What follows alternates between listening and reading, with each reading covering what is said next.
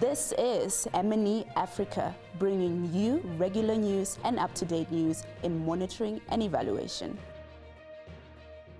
Hello there, welcome to M&E Africa. So excited that you could join us on our very first episode. Please subscribe to the channel and recommend us to your friends and partners. So today with me is Professor Dugan Fraser, the Director of CLEARAA. Welcome to M&E Africa. Thank you very much. So we want to learn about CLEARAA. Tell us about CLEAR. Who is CLEARAA and what's its positioning in M&E? So CLEAR Anglophone Africa is one of 6 CLEAR centers. The others are in China, Brazil, Mexico, India, and one in Senegal, which serves French-speaking Africa. CLEAR Anglophone Africa works in countries that use English as its administrative language. Each of the CLEAR centers has their own strategy, but we're unified by a common approach.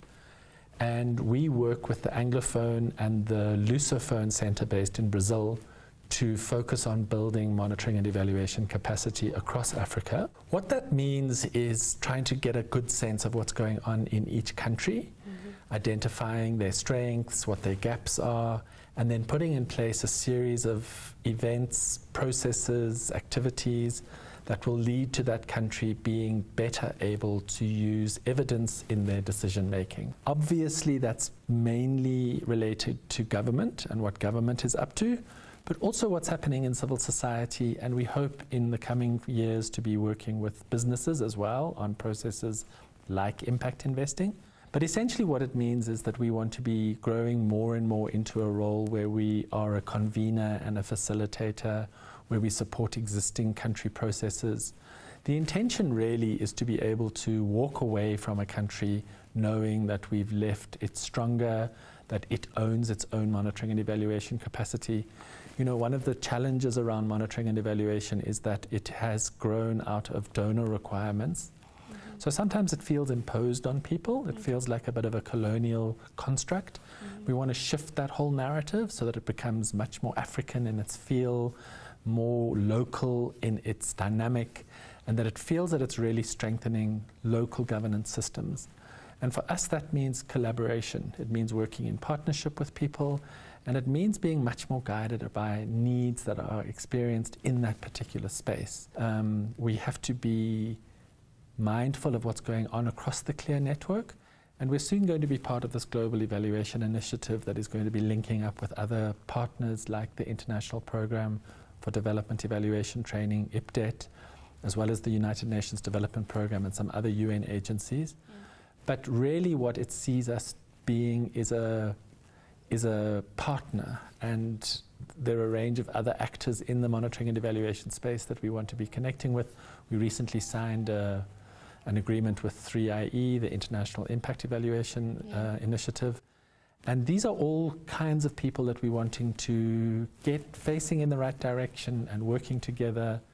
And it's an exciting time in our life. Indeed. So tell me about your vision coming into CLEAR. You've joined CLEAR not too long ago. What was your vision coming into it, and what were the milestones that were achieved thus far? So when I joined CLEAR, it already had a very strong reputation as a provider of capacity strengthening services, and these have been delivered over the 9 years that CLEARAA has been operational. I think though what it hasn't been able to do is to get those interventions to kind of stack up and together have an impact. So really where I've been directing the program is to become much more country oriented, so that we're able to say in a particular country, this is what the needs are, this is the intervention that we're convening and coordinating, so that we're able to take a good sense of what's going on in each country and then to be working on this partnership model. So that's kind of where I'm trying to put my energy. And we're finding that the countries are very responsive. We've got some great partnerships. The Dutch Ministry of Foreign Affairs has provided very useful financing. We've got a great agreement with UNICEF, and things are really coming together very well. So what do you find are the most common misconceptions that are made about M&E, and where do you see M&E moving forward into the future? So M&E, as I mentioned, was always something that came along with a donor agreement. So a donor would be saying to a country, here, these are the resources we're going to make available to you, but we want you to be able to report on their use, and as part of that, you need to set up a monitoring and evaluation program. Right. And what that led to is a big emphasis on accountability. It was about saying, these are the monies that we've got, this is what we've used them for, we haven't misused them. And that's well and good, but really the power that M&E should offer is around learning and improvement. It should be a real, intentional, mindful, purposeful effort to get people to think about, what are we doing? How could we do it better? What's the performance looking like? How do we engage with other people doing similar things?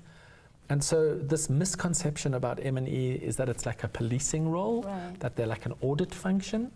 Those things are important and they are a piece of the mix, but the learning and improvement dynamic is the part that we really want to grow and emphasize. People can approach us and say, we're looking for this. We get a lot of requests to participate in evaluation weeks, in results fairs, and we do training. We have sort of standard training courses, often in evaluation systems, that we can provide on invitation. But we're also looking at co-creation opportunities. So there's a whole range of new spaces that have opened up in relation to the SDGs, in relation to individual country systems. And so people should approach us and we can get into a conversation and find ways of designing, training products that will meet people's particular needs. Tell me what else? What else is CLEARAA working on? I know we're working on a whole lot of things this 2020. So for somebody who's watching us who's like, I want to know what CLEARAA is doing so I can jump in and collaborate, what is CLEARAA doing in 2020? So there's so much going on that I think you need to follow us on Twitter and keep track of all the interesting things that are happening. Yes, thank you so much, Prof, for joining us. Please, we look forward to hearing from you. Let us know what you think if you have any questions for us, and we will catch you on the next episode.